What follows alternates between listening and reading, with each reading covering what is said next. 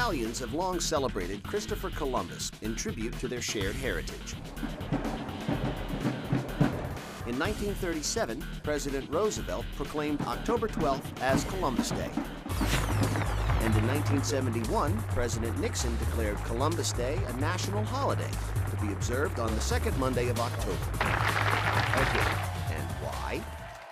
Because Columbus discovered America and proved that the Earth was round.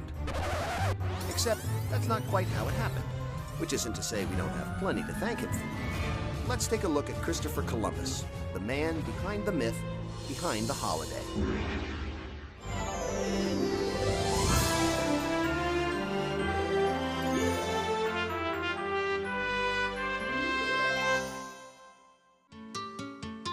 We all know how it started.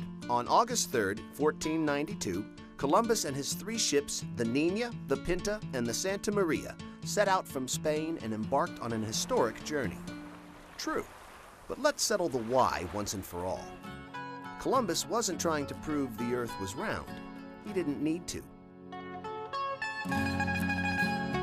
Greek mathematician Pythagoras suspected we were living on a sphere as early as the 6th century BC. And Aristotle backed him up 2 centuries later when he noticed the Earth's shadow could be seen during a lunar eclipse, sliding past the moon in miniature, and it was round. So why did Columbus bother getting off the couch at all? Money. In the 15th century, spices were a hot commodity. Traders shipping them between Asia and Europe could get rich quick. However, with the fall of Constantinople to the Turks, Europe lost its most popular route to the treasures of the East. Columbus realized his opportunity, become the first person to plot a western route to Asia and enjoy unprecedented glory and riches. Inconsistent maps made calculating routes difficult. Columbus finally charted a southwestern course he believed was short enough to keep him and his men from dying of starvation and thirst. Spain's Queen Isabella, eager to expand her empire, agreed to roll the dice on Columbus's route. So on that August morning in 1492, Columbus and his men sailed off in those famous ships, laden with hopes of finding their way to Asia and making both Spain and themselves a heck of a lot of money. After a pit stop in the Canary Islands, the charted world was behind them.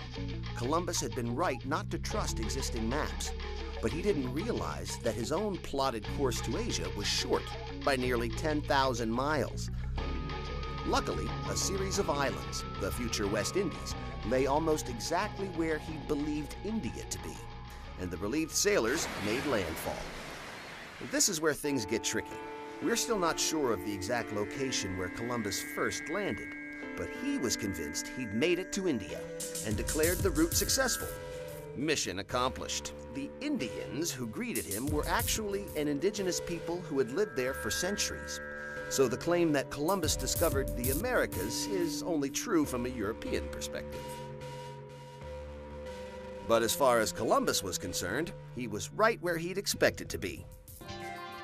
In an exotic land full of natives and spices.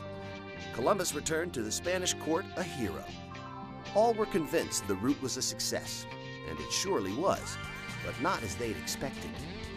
Columbus inadvertently achieved the monumental task of joining the two hemispheres, in effect doubling the size of the habitable planet and establishing trade between the continents. So on Columbus Day, raise a glass to famed navigator Christopher Columbus, who missed the mark and hit it just the same.